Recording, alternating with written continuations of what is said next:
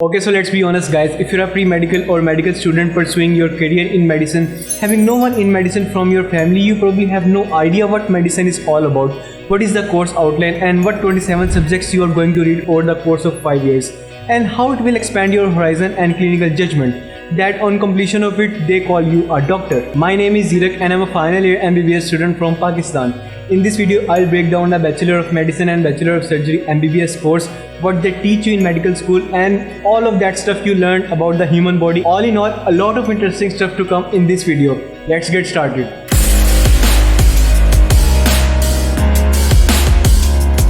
Medical school is different in different parts of the world. The format is different, the division of subjects is different, the number of exams are different, even the duration of course is different.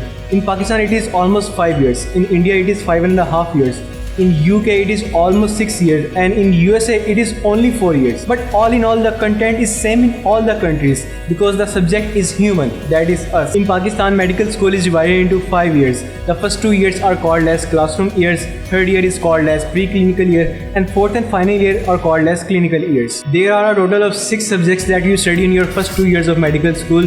That includes gross anatomy, neuroanatomy, embryology, histology. All of these 4 subjects are categorized into a general term anatomy. The 5th subject is physiology and 6th subject is biochemistry. Gross anatomy is very popular, and in generally the term anatomy is very popular from the TV shows like Grey's Anatomy and all of that stuff. Some students post their photos with a skeleton or having skull in their hands. So these kind of things are new for the medical students and kind of appealing for the audience. Generally in gross anatomy we study about the structure of whole human body. Like what is the structure of your forearm, what is the structure of your foot, what is the structure of your kidney, how many muscles are there in your forearm, what is the nerve supply to that muscles, what is the blood supply, all of that stuff. In neuroanatomy you study about the internal structure of the human central nervous system.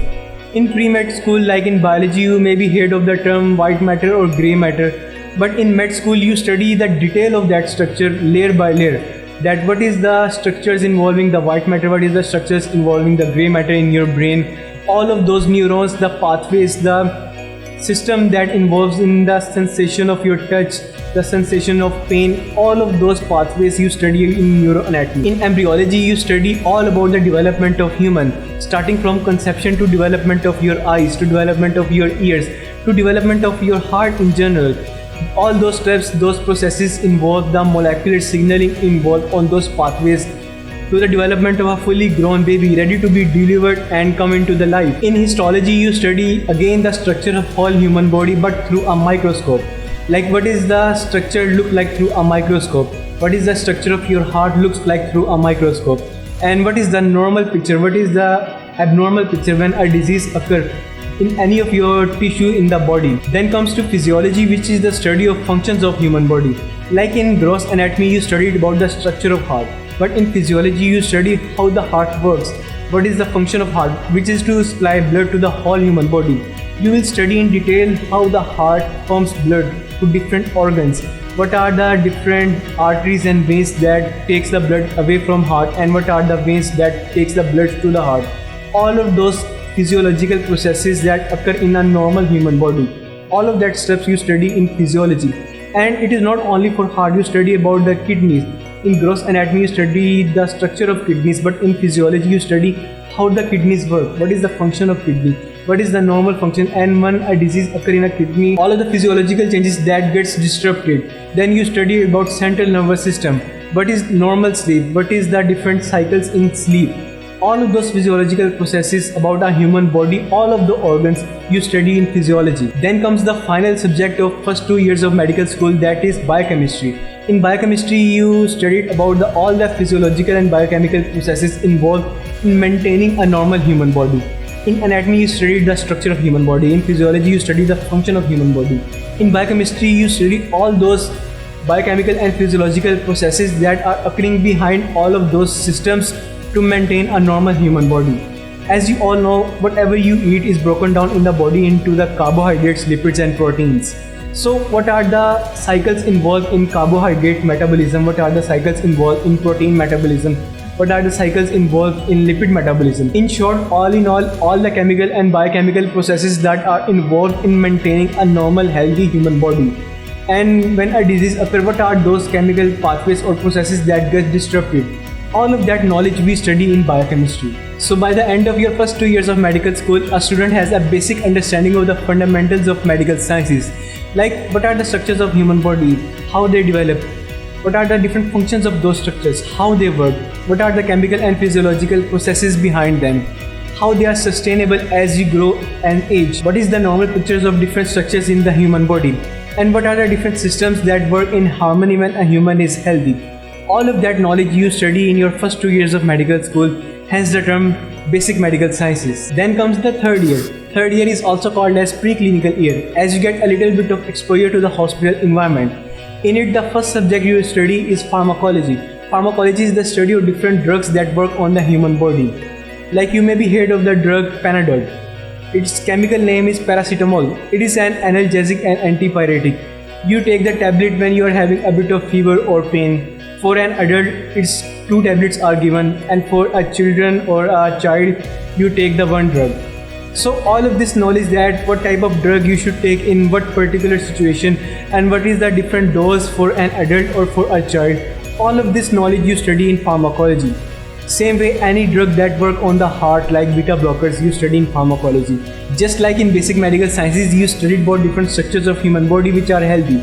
Now in pharmacology, you study what are those different drugs that work on those structures when they are abnormal. Like if a person having schizophrenia, what are those different drugs that will be given to that person? And what are those structures on which those drugs work? All of this knowledge, all of this dosage, different conditions you study in pharmacology. The next subject we have is forensic medicine, and it is a very interesting subject. At least for me it was very interesting. In it you studied about what is the difference between a murder and a suicide, and what are the different types of hurt. As you all know, pain is not the same for every individual, and what are different types of pain, like what is the hurt you get from a gunshot wound, what is the hurt you get from a knife, and what is the hurt you get from a different stick in general. All of these different weapons produce different kind of hurt and different kind of wound on your body. We studied all of that in forensic medicine. Then in forensic medicine you observe autopsy. Autopsy or postmortem is a general term for autopsy. In slang term, it is you talking to the dead body that what happened to her. You observe the body and you see different scar marks or different wounds, and by application of your knowledge that this type of wound came from a gun or from a knife or from a rod in general. So you observe the whole human body on autopsy table. You take a specimen from the brain, from the liver, from kidney for histopathological examination, and in general you retrospectively find out what happened to that body. Was it a murder or a suicide attempt? Like if you find a person hanging from a ceiling, you will check the different marks on his neck that either it was a suicide or a murder. There are different signs, different terminologies used in this study. All of this knowledge you study in forensic medicine. Next up we have is toxicology. In most of medical schools, toxicology is combined with forensic medicine, and you study these 2 subjects as a single subject. In it you study about different toxins, what are different poisons out there that can damage the human body, what are different types of snakes, and what are different types of poisons that those snakes inject in a human body. You already have a basic knowledge of different biochemical processes that are occurring in the human body. Now you will study how those poisons affect those pathways, and in general how a normal healthy human gets sick by these poisons. And these include all different types of poisons: snake poisons, inorganic poisons, organic poisons, different types of cancerous gases, X-rays, radiations, UV lights. All of these external stimuli, they can affect a human body in any possible way. You study all of that in toxicology. The next subject you study is microbiology. In it you study what are different types of bacteria, what are different types of viruses, what are different types of protozoa that cause infection in a human body. As you all are familiar that there is a coronavirus pandemic going on at the moment. So it is a virus that causes this disease. You study all of that virus, its structure, different toxins in microbiology. Same way there are a lot of different diseases like typhoid fever, HIV, malaria, dengue, rheumatic fever. All of the diseases are caused by bacteria or protozoa. You study all of that in microbiology. As it is said that there is a constant war going on between the human and microorganisms. Like you devise a drug, an antibiotic for a bacteria, and the bacteria develop resistance against that drug. Then you devise another drug, another generation drug, and the bacteria develop resistance against that. So it is a constant war going on between the humans and microorganisms, and you study all about the microorganisms in microbiology. Next up we have is immunology. In most of medical schools, immunology is combined with microbiology, and you study these two subjects as a single subject. In it you study what are different types of immunity, what are different types of vaccines, what are different types of white blood cells that work in the human body for protection. As these days coronavirus vaccine is very popular, and you may be heard of the term Sinovac vaccine, Sinopharm vaccines, Sputnik vaccine, Moderna vaccine and Pfizer vaccine. So what are different types of vaccines out there? What is the change in these types of vaccines? What are the chemical processes behind manufacturing them, and how they alter and provide immunity in a human body? All of this knowledge, all is the science behind this type of stuff you study in immunology. And the final subject we have in third year is behavior sciences. In it you study all the science behind human behavior, how to be nice to each other. And we have heard of the term emotional intelligence and very empathic person, or a person who understands emotions of other person very well. All of this stuff you study in behavior sciences. I highly recommend everyone to read behavior sciences book, even if you are not a medical student or you are not pursuing career in medicine, because there are a lot of insight, a lot of knowledge, wisdom in this book, which will help you to interact with humans in a more kind and generous way. There are a lot of lessons in behavior sciences book in general out of medicine. It really changes your mindset and puts you in a track towards intellectual growth and awareness. This subject teaches you how to deal with depression, how to deal with different types of stresses that will ever come across in someone's life or in your medical career. I already made a separate video on how to deal with depression or mental health awareness in general. I will link that up. You can definitely watch that. It will provide a lot of value to your life. Then this subject teaches you what are different types of personalities out there and how to deal with them, how to break bad news. Like if you ever came across in a situation like you are going to inform to the relatives of the patient that the patient is died or something situation like that. So this subject really teaches you how to deal with such situations in your life, how to be empathic to the patient, how to deal with different personality disorders. All of this stuff, all of the science behind such human behaviors and human interactions you study in behavior sciences. Then comes the fourth year. Fourth year is also called as clinical year, because in this year you go to the hospital to talk to the patient, examine the patient, and you study side by side. So indirectly you are studying as well as you are getting experience in your fourth year. The first subject you study in fourth year is pathology. Pathology is the study of disease process. Like in basic medical sciences you study physiology, in which you study the normal physiological processes occurring in human body. Now in pathology you study what are the different disease and how different chemical processes changes when a disease occurring in a human body. Like you have heard of the term myocardial infarction or a person having heart attack. So you will study in pathology that what are the different disease process occurring in a human body that a person get myocardial infarction, how his blood supply compromises that a person collapses. Same way you have heard of the term that a person gets half of his complete body paralyzed. So we will study what is the different physiological process occurring in a human body that get disrupted, that a person get a complete paralysis of half of his complete body. What is stroke? What are different types of stroke? Then you have heard of the term asthma. In pathology you study what are the disease process occurring in a human body that present as asthma, how the condition of the person's lungs changes, how is trachea, bronchi, all of these processes occurring in a human body in a normal process changed and disrupted in a pathological process. All of this knowledge, all of the science behind disease processes occurring in a human body you study in pathology. Next up we have is ophthalmology. Ophthalmology, or the study of your eyes. In it you study what are the different structures present in your eyes. The black of your eye is called as pupil and the white of your eye is called as conjunctiva. And behind this black and white there is a lens. When the lens gets opaque you get a cataract surgery. And what are different conditions that weakens a person's eye and make them wear glasses. And what are the different types of cancers that occur in your eyes. And there is a very popular surgery going on these days called as LASIK surgery that restore a person's eyesight. And what is different indications of that surgery and how that surgery work in general, what is the science behind that. All of the different disease process, different conditions, different normal process, different pathological process, related to the eyes, you study all of that in ophthalmology. Okay, so the next subject you study is otorhinolaryngology. Oto means your ears, rhino means your nose, and laryngology means your throat. It includes all of the disease involving your ears, your nose, and your throat.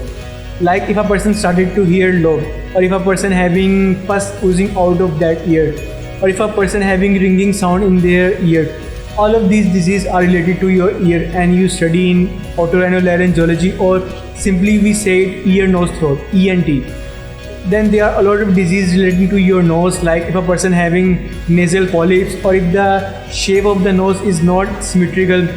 Then there are a lot of surgeries, like if you go into modeling, then the first thing they see in you is if your nose is symmetrical or asymmetrical. So all of those people who want to go in modeling and they don't have a symmetrical nose, they first go for rhinoplasty. It is a surgery that involves correcting the shape of your nose. Same way, there are a lot of different diseases involving your nose, your nasal mucosa. If you have a runny nose, or if there is any condition involving your nose, all of that you study in ENT or otorhinolaryngology in rhino portion. Then in throat you study all of the different diseases involving your throat. Throat has a lot of different components and structures like larynx, trachea, vocal cords, and any disease involving any of these structures you study in throat or ENT throat portion.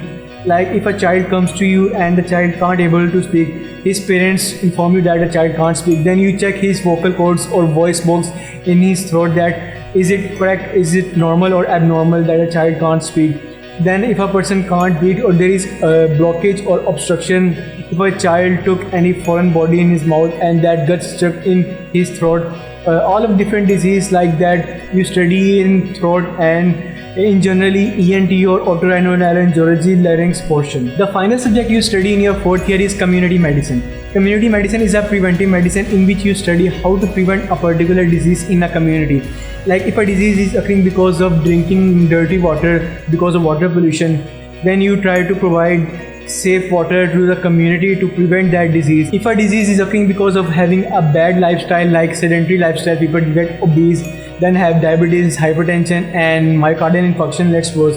So you try to preach a healthy lifestyle. Then you try to inform the people what are the different types of diet, what is healthy diet, what is non-healthy diet, what are the different disadvantages of eating junk food. Then you study about research in community medicine, how to do research. Then you study about biostats, what are different types of disease that are common in a particular community.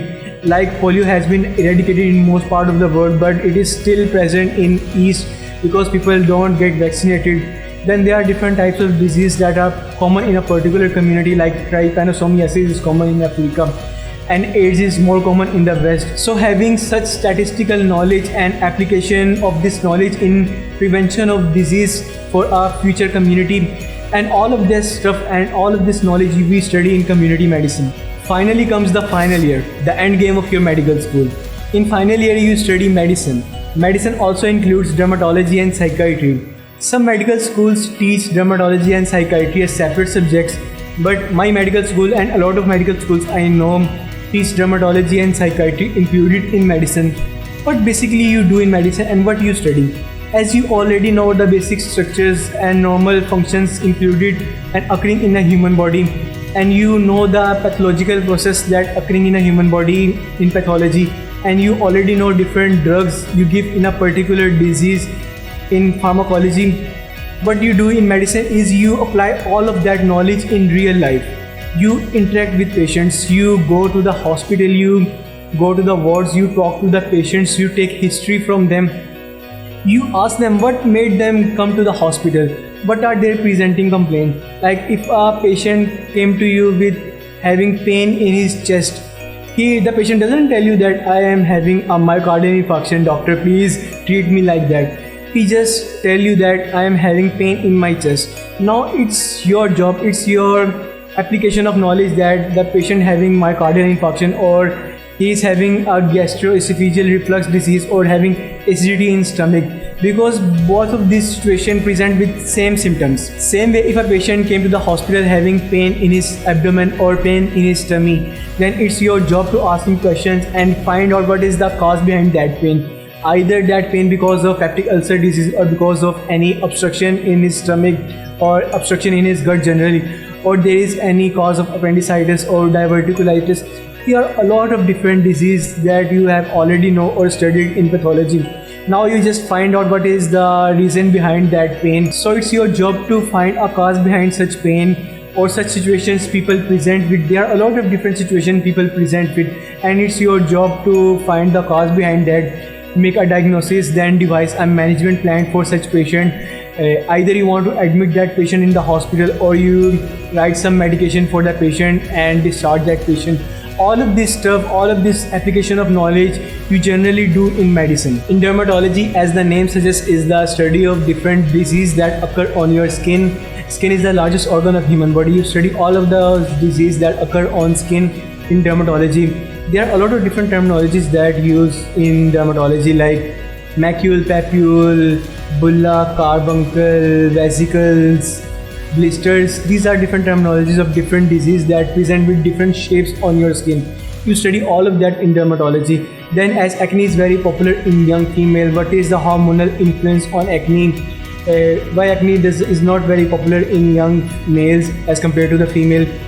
These are different reasons behind those. You study all of that in dermatology. There are a lot of different diseases that are particularly common in young children, like scarlet skin syndrome, toxic epidermal necrosis. These are different skin diseases that are exclusively common in children. Then there are a lot of different diseases that are common in young males. You study about that, and different diseases about female, different age factors and different genders, and what are the different diseases that are common in them. You study all of that. Then the treatment of such disease, what are the different drugs, different creams, different ointments, different lotions you prescribe in specific particular disease.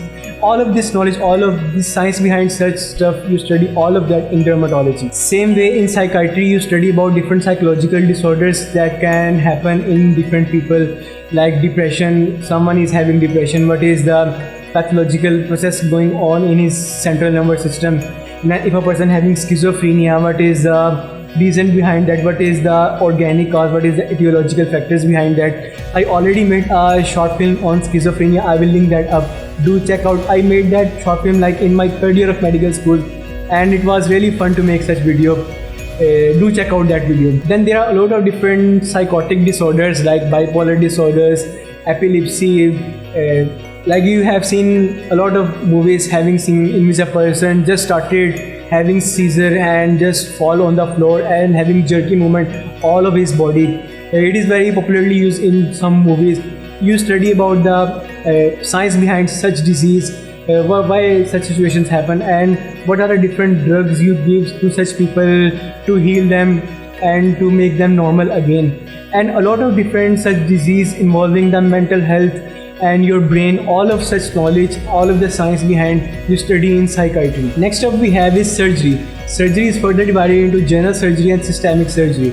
In systemic surgery, you study about different surgeries involving different systems. Like gastrointestinal system, it is a complete system that involves a lot of different organs.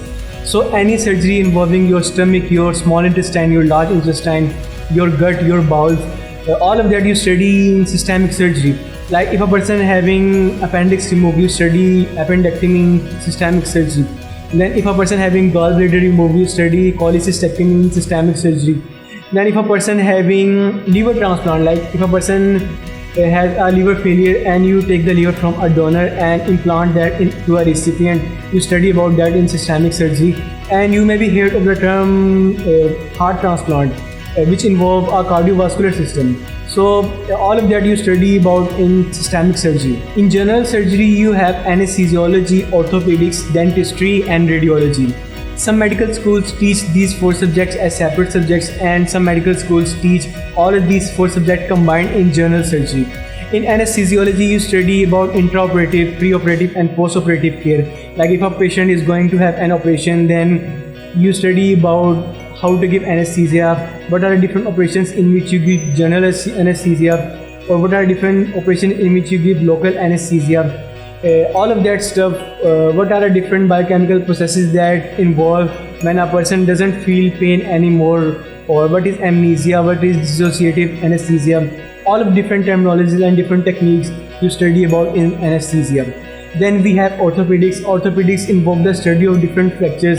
Like if a person met a roadside accident and his femur or any leg bone gets fractured, what is Atlas protocol, and all of different steps in the management of different fractures and roadside accidents involving the fracture of any of the bones in your body, your skull bone, your ribs, your femur, your tibia, fibula, your radius, your ulna, what is Cooley's fracture, fracture of your hand, all of those fractures and management of such fractures.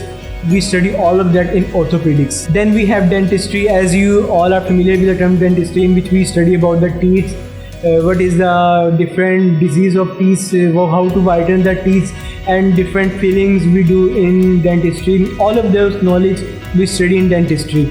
Finally we have radiology. Radiology is the study of different imaging techniques. What is X-ray, what is CT scan, what is MRI, what are the different indications of these different studies, what are the different diseases in which we do X-ray, MRI, CT scan, what is the science behind CT scan, MRI, X-ray, and what is the physics, some sort of physics we study about that. So all of this stuff we study in radiology. These 4 subjects can be taught separately in different medical schools, and some medical schools taught all of that in one subject, which is general surgery. Next subject we have is obstetrics. Obstetrics is the study of pregnancy, childbirth and postpartum period. What is the normal steps included in this whole process, and what are the pathological processes that can happen? You may be heard of the term SVD, which is spontaneous vaginal delivery. What is the indication of that, and what are the different pathological processes in which we do cesarean section?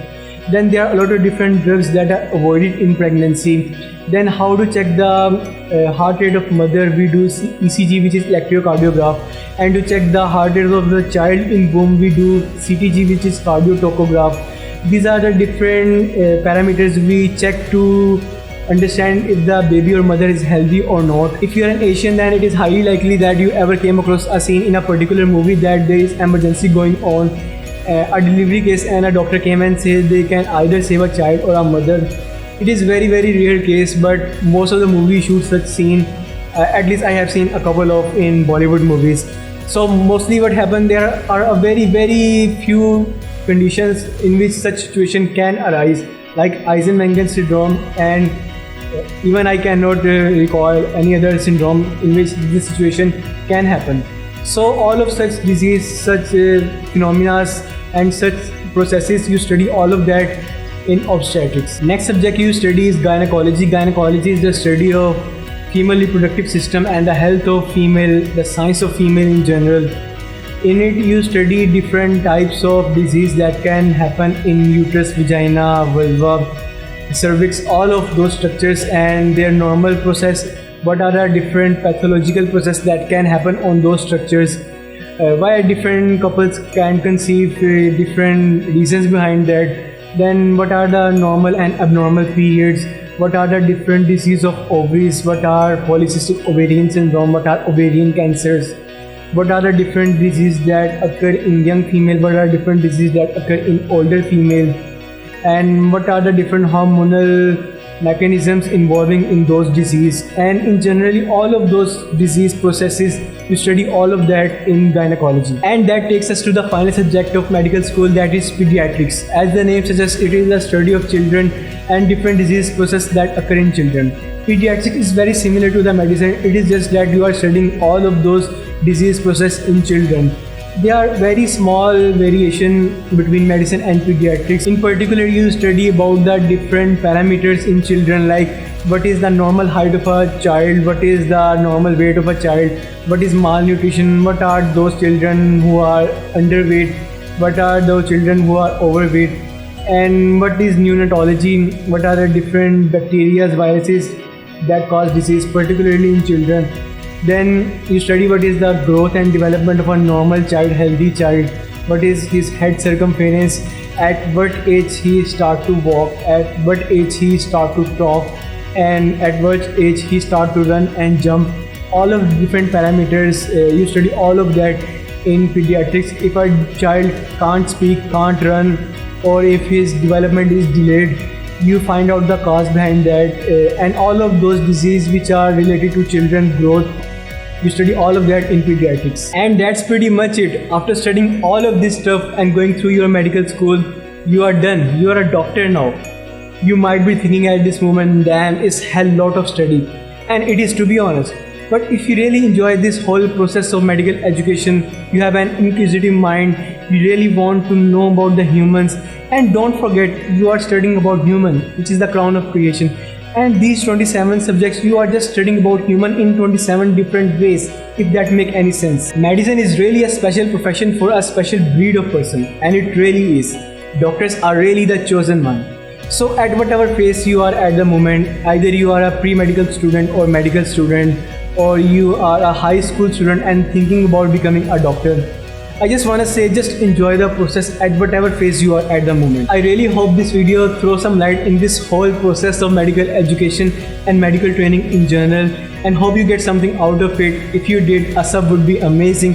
Thank you for watching, and I'll see you in the next one. Bye bye.